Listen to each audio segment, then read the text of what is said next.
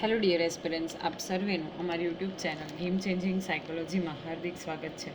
આજના વિડીયોમાં આપણે પ્રોબેશન ઓફિસર, ચીફ ઓફિસર તેમજ અન્ય કેટલીક સરકારી પરીક્ષાઓ માટે સમાજશાસ્ત્ર એટલે કે સોશિયોલોજી સબ્જેક્ટ અગત્યનો છે. સાથે સાથે જે વિદ્યાર્થીઓ બેચલર ઇન સોશિયોલોજી અને માસ્ટર ઇન સોશિયોલોજી સાથે સંકળાયેલા છે તો એમને માટે પણ આ વિડીયોઝ અગત્યના છે. અને આ 83મો પાર્ટ છે. જો તમે અગાઉના વિડીયો જોયા ન હોય તો પ્લેલિસ્ટમાં જઈને વિડીયોઝ ચેક કરી લેશો. આ વિડીયો અંતર્ગત આપણે ભારતમાં પંચાયતી રાજ એ ટોપિકનો જે લાસ્ટ વિડીયો છે એટલે કે લાસ્ટ ટોપિક છે એની ચર્ચા કરવાના છીએ. નેક્સ્ટ વિડીયોથી આપણે એક નવા ટોપિકની શરૂઆત કરીશું. અગાઉના વિડીયોમાં બેઝિકલી આપણે જે 3 ટાયર પંચાયતી રાજ સિસ્ટમ છે, જે સૌથી નીચે ગ્રામ પંચાયત, પછી તાલુકા પંચાયત એની ઉપર અને સૌથી ઉપર જે છે એ છે જિલ્લા પંચાયત. તો આ ત્રણેય જે સ્ટ્રક્ચર છે તો એનો આપણે ડિટેલમાં અભ્યાસ કર્યો હતો. સાથે સાથે એની રચના પ્લસ કેવી રીતે કાર્ય કરે છે, કઈ કઈ સમિતિઓ હોય છે, સભ્ય સંખ્યા કેટલી છે, એ બધી જ વસ્તુ આપણે ડિટેલમાં ચર્ચા કરી છે. હવે આજના વિડીયોમાં આપણે જે લાસ્ટ ટોપિક છે કે પંચાયતી રાજની સ્થાપના કરવામાં આવી તો એના થકી કઈ સામાજિક અસરો થઈ છે, સાથે સાથે એના લાભ મર્યાદા વિશે આપણે ડિટેલમાં અભ્યાસ કરવાના છીએ. તો પંચાયતી રાજની સ્થાપનાનો હેતુ શું હતો? તો સત્તાનું લોકશાહી વિકેન્દ્રીકરણ કરવાનો તથા ગામડાના સર્વાંગી વિકાસના પ્રયાસ કરવાનો છે.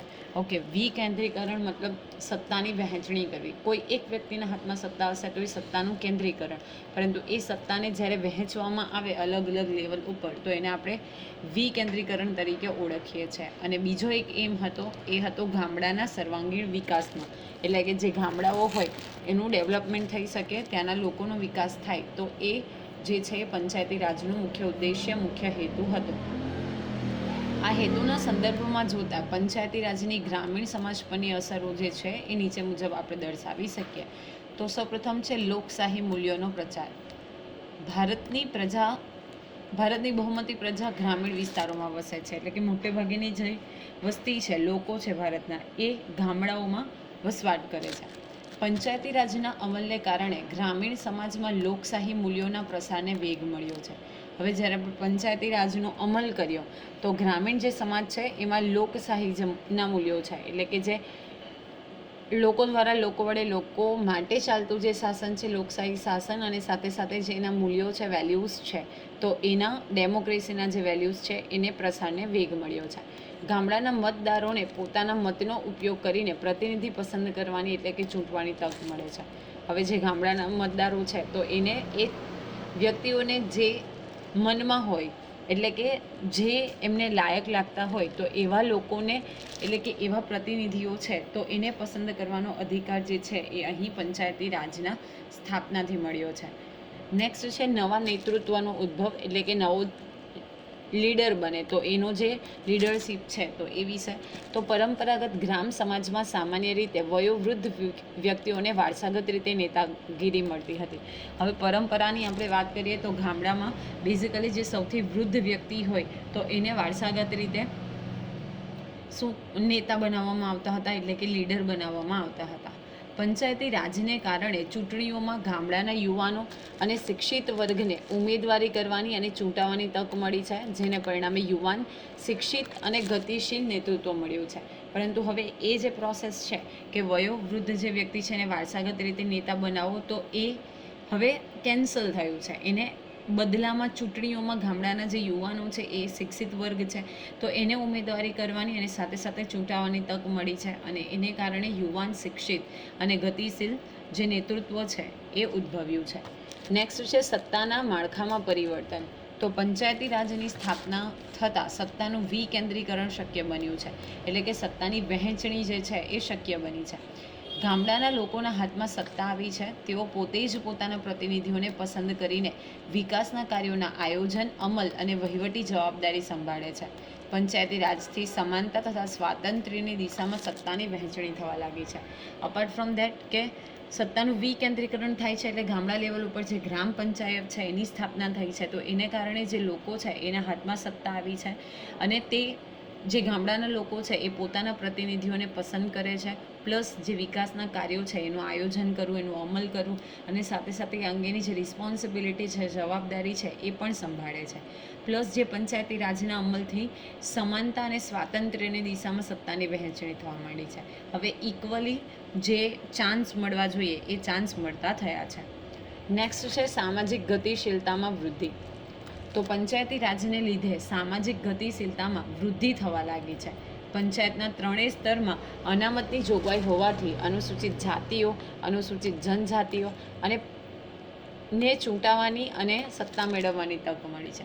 આપણે અગાઉમાં વિડીયોઝમાં જોયું હતું કે ગ્રામ પંચાયત, તાલુકા પંચાયત અને જિલ્લા પંચાયત, તો એ બધામાં મહિલાઓ માટે 1/3 અનામતી હોય છે.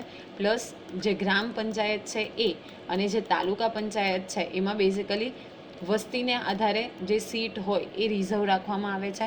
અને આપણે જોયું હતું જિલ્લા પંચાયત લેવલ ઉપર કે જે SCBC છે, એટલે કે સામાન્ય રીતે જે પછાત ક્લાસ છે, ઓકે, વર્ગ છે, તો એના માટે 10% જેટલી જે સીટ છે એ રિઝર્વ રાખવામાં આવે છે. એટલા માટે જ્યારે ત્રણેય સ્તરમાં અનામતની જોગવાઈ છે એને કારણે જે પણ અનુસૂચિત જાતિઓ છે, અનુસૂચિત જનજાતિઓ છે કે અન્ય પછાત વર્ગો છે, તો એઓ પણ પંચાયતમાં ચૂંટાઈ આવી શકે છે અને એમને પણ સત્તા મેળવવાની તક મળી છે.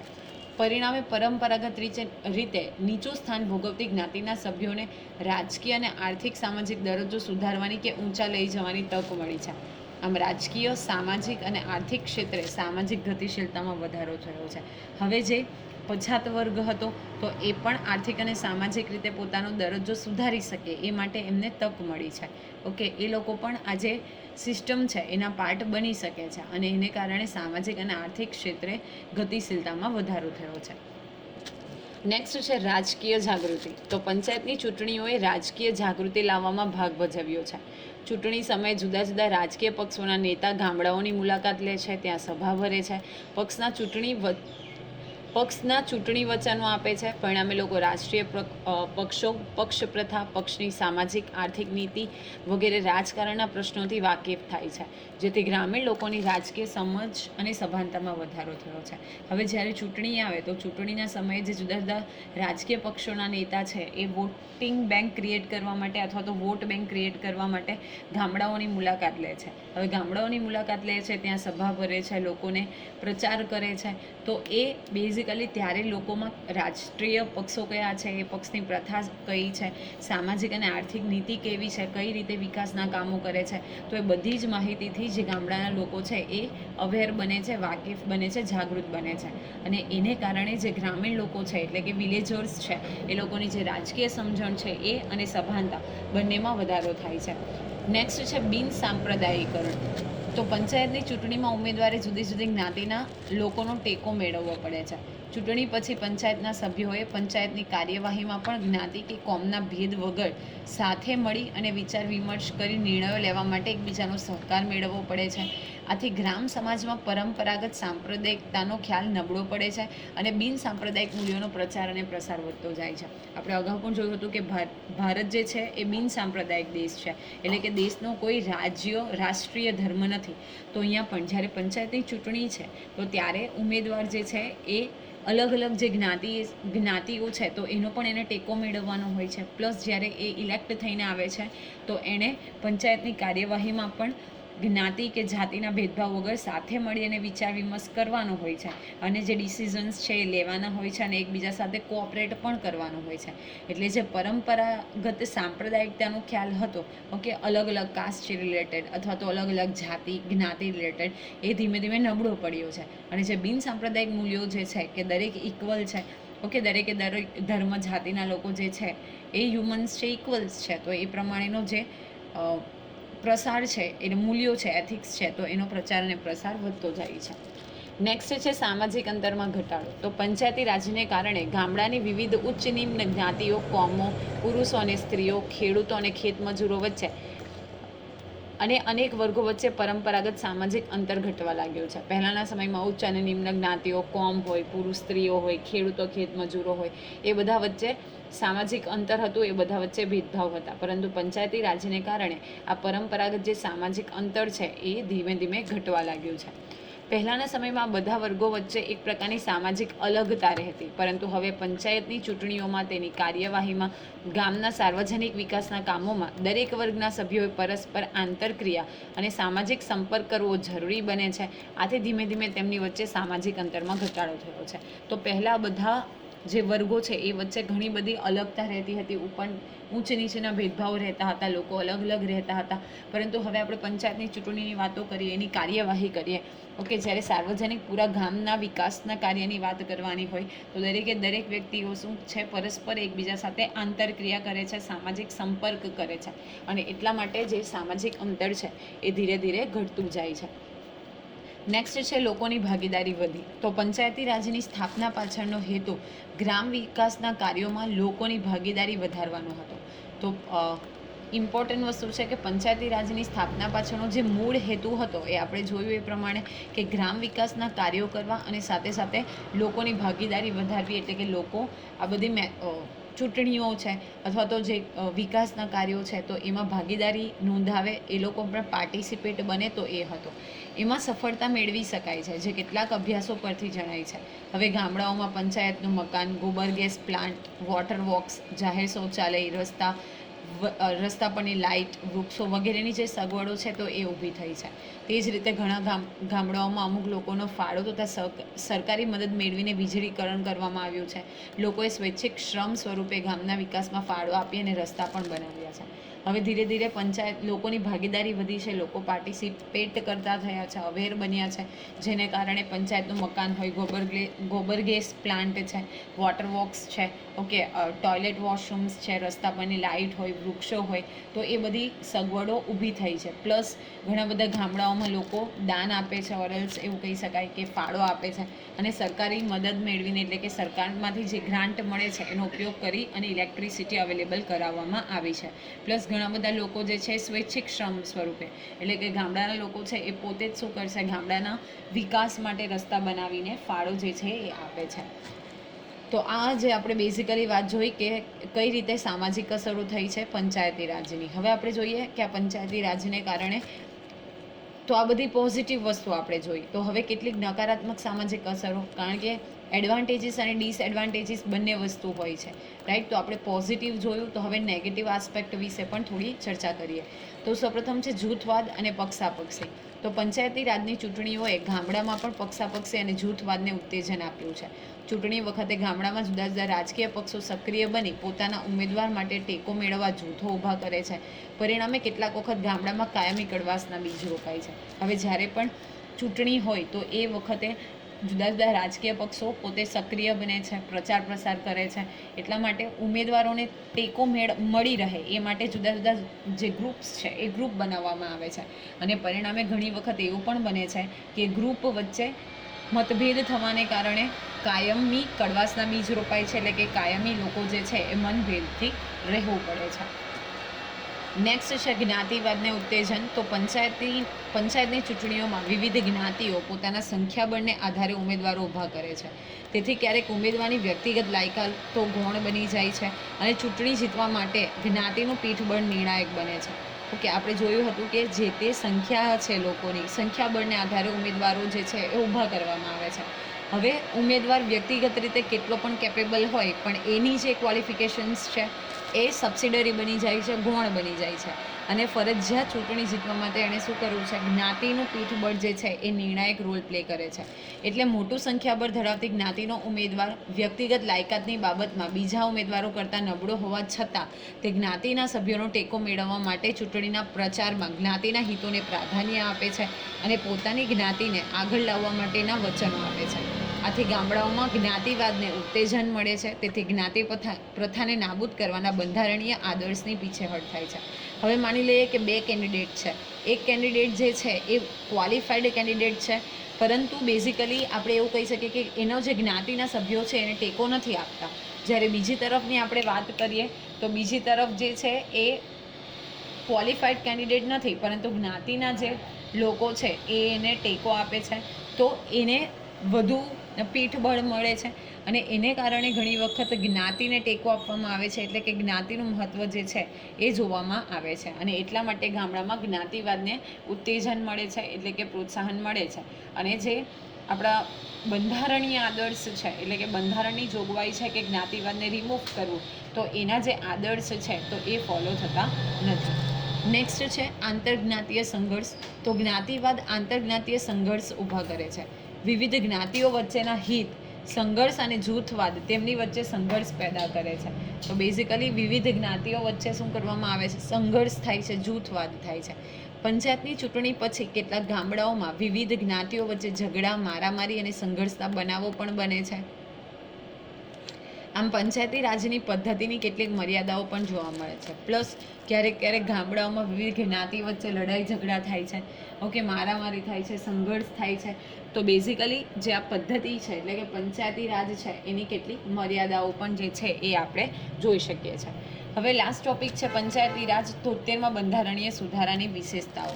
તો ગ્રામસભાને પંચાયતી રાજ પ્રણાલીનો આધાર માનવામાં આવે છે. આ સ્ટેટમેન્ટ અગત્યનું છે. આગળ પણ આપણે જોયું હતું કે પાયાનું એકમ ગણવામાં આવે છે ગ્રામસભાને.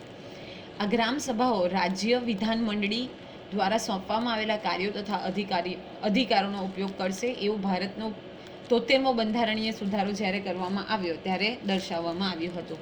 ગ્રામ, મધ્યવર્તી અને જિલ્લા સ્તરો પર પંચાયતો 3 સ્તરે વહેંચાયેલી રહેશે. 20 લાખની જનસંખ્યા ધરાવતા રાજ્યોને એ અધિકાર રહેશે કે તેઓ ઈચ્છે તો મધ્યવર્તી સ્તરે પંચાયતની રચના ન પણ કરે. હવે કયા બંધારણીય ઉલ્લેખ કરવામાં આવ્યા છે? તો બેઝિકલી જે ગ્રામ, મધ્યવર્તી અને જિલ્લા સ્તરો પર પંચાયતી રાજ, એટલે કે ગામડા લેવલ ઉપર, તાલુકા અને જિલ્લા લેવલ ઉપર આ 3 સ્તરે પંચાયતો વહેંચાયેલી હશે. હવે જ્યાં 20 લાખથી જનસંખ્યા ધરાવતા રાજ્યો જે છે તો એ પોતે ઈચ્છે તો આ પંચાયતી રચના ન કરવી હોય, એટલે કે બેઝિકલી આ પંચાયતી રાજની રચના ન કરવી હોય તો એ પણ ચાલશે. કલમ નંબર 243ને આધીન રાષ્ટ્રપતિ દ્વારા કેન્દ્ર શાસિત પ્રદેશો માટે વિશેષ વ્યવસ્થા અંતર્ગત પણ સભ્યો બની શકશે. પ્લસ કોઈક રાજ્ય આવું નથી કરવું તો કલમ નંબર 243 અંતર્ગત બેઝિકલી શું કરવામાં આવશે?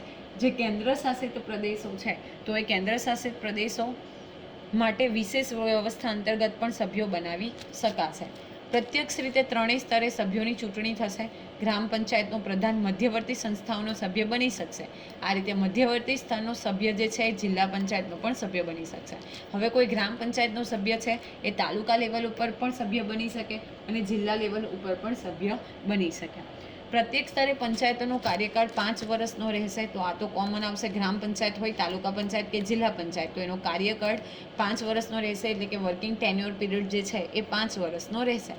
અને કાર્યકાળ પૂરો થાય તે પહેલાં ચૂંટણી કરાવી લેવામાં આવશે. પંચાયત ભંગ કરવાની સ્થિતિ આવે તો 6 મહિનાની અંદર ચૂંટણી કરાવવી અનિવાર્ય છે. તો આ પણ અગત્યનું છે કે 5 વર્ષનો કાર્યકાળ છે અને એ કાર્યકાળ પૂરો થાય એ પહેલાં ચૂંટણી કરાવવામાં આવશે. હવે માની લઈએ કે પંચાયત ભંગ કરવાની સ્થિતિ ઉદ્ભવે અથવા તો પંચાયતના જે સભ્યો છે પ્રોપરલી વર્ક કરતા ન હોય, તો ઇન ધેટ કેસ જો સડનલી ચૂંટણી કરાવવી પડે, એટલે કે અચાનક ચૂંટણી કરાવવા જેવી પરિસ્થિતિ સર્જાય, ઓકે, જે ગ્રામ પંચાયત, તાલુકા પંચાયત કે જિલ્લા પંચાયત જે છે ભાંગી પડે, તો એ દરમિયાન 6 મહિનાની અંદર ફરજિયાત ચૂંટણી કરાવવી પડશે. તમામ રાજ્યોમાં અનુસૂચિત જાતિઓ અને અનુસૂચિત જનજાતિઓ માટે તેમની વસ્તી પ્રમાણે બેઠકો અનામત રાખવામાં આવશે. તો આ પણ અગત્યનું છે. આપણે જોઈ ગયા છે કે જેટલી વસ્તી છે તો એને આધારે જે તે બેઠકો જે છે અનામત રાખવામાં આવશે. આની પણ આપણે વાત કરી છે કે કુલ બેઠકોની 1/3 બેઠકો મહિલા માટે અનામત રહેશે. આ જ રીતે પંચાયતમાં પણ પ્રત્યેક સ્તરે અધ્યક્ષોના હોદ્દાની કુલ સંખ્યામાં ઓછામાં ઓછા 1/3 હોદ્દાઓ મહિલા માટે અનામત રહેશે. પ્લસ જ્યારે પ્રત્યેક સ્તરે અધ્યક્ષની વાત કરીએ, ઓકે, એટલે કે હેડ લીડરની વાત કરીએ, તો એમાં પણ ઓછામાં ઓછા 1/3 જે પોર્શન છે એ મહિલાઓ માટે રિઝર્વ રાખવામાં આવશે. રાજ્યોની જનસંખ્યામાં અનુસૂચિત જાતિઓ અને અનુસૂચિત જનજાતિઓમાં જનસંખ્યાનું જે પ્રમાણ છે તે જ પ્રકારનું તેમના માટે અનામતના હોદ્દાનું પણ પ્રમાણ રહેશે. ઓકે, જેટલી જનસંખ્યામાં અનુસૂચિત જાતિઓ અને અનુસૂચિત જનજાતિઓ છે તો એ જ પ્રમાણે એમના અનામત હોદ્દાનું પણ પ્રમાણ રાખવામાં આવશે, એટલે કે વસ્તીને આધારે નક્કી કરવામાં આવશે. આ સિવાય રાજ્યના વિધાનમંડળો દ્વારા પંચાયતમાં કોઈપણ સ્તરે અથવા અધ્યક્ષોના હોદ્દા માટે કોઈપણ સ્તરે પછાત જાતિઓના નાગરિકો માટે હોદ્દો અનામત રાખી શકાય છે. માની લઈએ કે ડેવલપમેન્ટની આપણે વાત કરીએ છીએ તો કોઈપણ સ્તરે વિધાનમંડળો દ્વારા જે પછાત જાતિના નાગરિકો છે તો એના માટે હોદ્દો જે છે એ અનામત રાખી શકાય છે. આ ખૂબ અગત્યનું છે કે ક્યારથી જે છે પંચાયતી રાજ જે છે અમલમાં આવ્યું, તો 24 એપ્રિલ 1993થી, એટલે કે 73મો બંધારણીય સુધારો અમલમાં આવ્યો તે તારીખથી 1 વર્ષની અંદર અને તે પછી 5 વર્ષની સમાપ્તિ પછી તમામ રાજ્યોમાં એક નાણાં પંચની રચના કરવામાં આવશે, જે રાજ્યો અને તમામ સ્તરે પંચાયતો વચ્ચે નાણાકીય સંસાધનોના વિતરણ તથા હસ્તાંતરણના નિયંત્રિત સિદ્ધાંતો અને પંચાયતોની નાણાકીય સ્થિતિ સુધારવાના ઉપાયો પર વિચાર કરશે. ઓકે, 24 એપ્રિલ 1993 એટલે કે 73મો જ્યારથી બંધારણીય સુધારો અમલમાં આવે છે ત્યારથી 1 વર્ષની અંદર અને 5 વર્ષની સમાપ્તિ પછી દરેક રાજ્યમાં શું કરવામાં આવશે? એક નાણાં પંચની રચના કરવામાં આવશે. ઓકે, અને એ નાણાં પંચ છે એ નાણાકીય સંસાધનનું વિતરણ, એનું હસ્તાંતરણ, કેવી રીતે નાણાંનો ઉપયોગ થાય છે, નાણાકીય સ્થિતિ શું છે, તો એની ઉપર એ વિચાર વિમર્શ કરશે. વિકાસ યોજનાઓ લાગુ કરવા માટે પંચાયતોને પૂરતા પ્રમાણમાં નાણાં ઉપલબ્ધ કરાવવામાં આવશે, એટલે કે સરકારી ગ્રાન્ટ પ્રોવાઈડ કરવામાં આવશે વિકાસ યોજનાઓ લાગુ કરવા માટે. પંચાયતોને કર એકત્રિત કરવાની મંજૂરી આપવી તથા મહેસૂલનો કેટલો ભાગ પંચાયતી રાજ સંસ્થાઓને આપવો કે નહીં તે બાબતે રાજ્ય સરકાર જે છે એ પોતે નિર્ણય કરશે.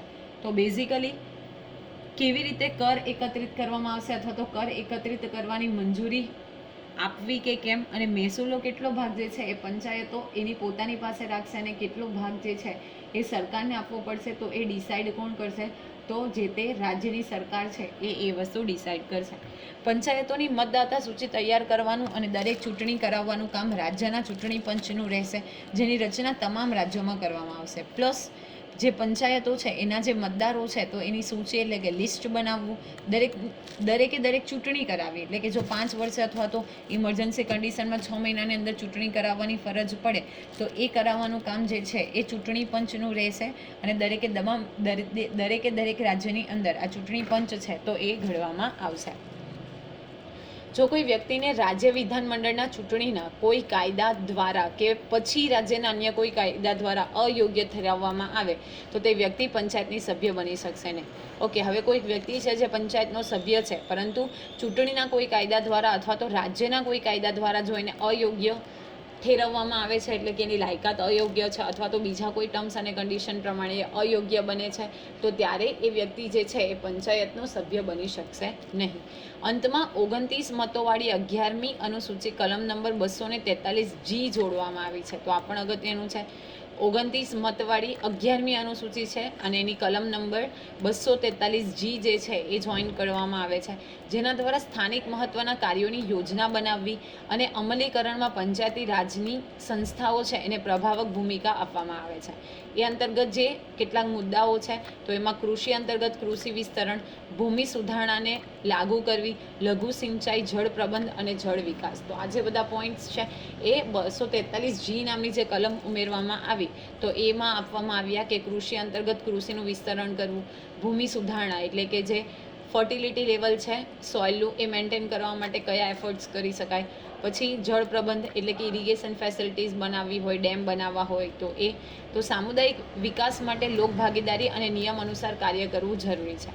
પરંતુ જો કોઈ કક્ષાએ વિચલિત વર્તન કે ધોરણ ભંગ થાય તો સામુદાયિક વિકાસ પર તેની વિપરીત અસર થવાની શક્યતાને નકારી શકાય નહીં. હવે આ બધા તો એડવાન્ટેજ જોયા કે આવી રીતે કામ કરે અને નિયમ અનુસાર કામ થાય તો એ પણ જરૂરી છે. પરંતુ જો કોઈ કક્ષાએ એટલે કે જે આપણે બેઝિકલી વાત કરી કે જે કોઈ 3 લેવલ છે પંચાયતી રાજના, તો એ 3માંથી કોઈ પણ એકાદ કક્ષાએ પણ વિચલિત વર્તન થાય અથવા જે ધોરણો એટલે કે કાયદાઓ છે એનો ભંગ થાય તો સામુદાયિક વિકાસ ઉપર એની ખરાબ અસર, નેગેટિવ અસર, વિપરીત અસર થાય છે, તો એવી શક્યતાને પણ આપણે નકારી શકીએ નહીં.